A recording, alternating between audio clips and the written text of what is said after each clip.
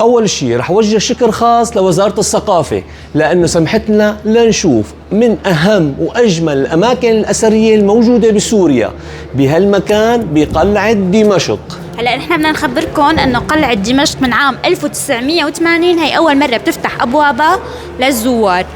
جمال القلعة رهيب. شوفوا لي هون، احكي لنا هون شو كان يصير.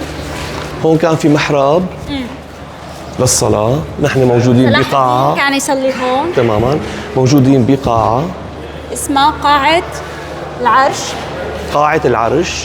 شوفوا هون كانوا يعملوا الاجتماعات ايام زمان، ايام صلاح الدين. هون كان محل. وهون احلى فقرة، تذكروا الآثار حتى هون سوريا تستعيد آثارها.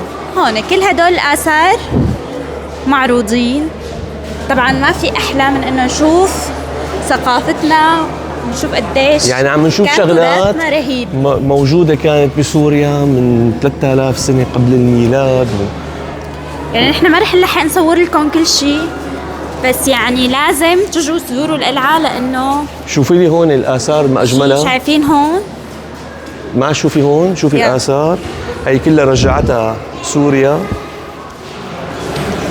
شايفين؟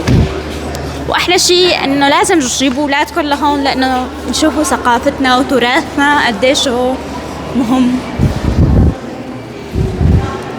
وكل هذا الجمال رح تلاقوه بقلعة دمشق يلي عم تفتح ابوابها لاول مره.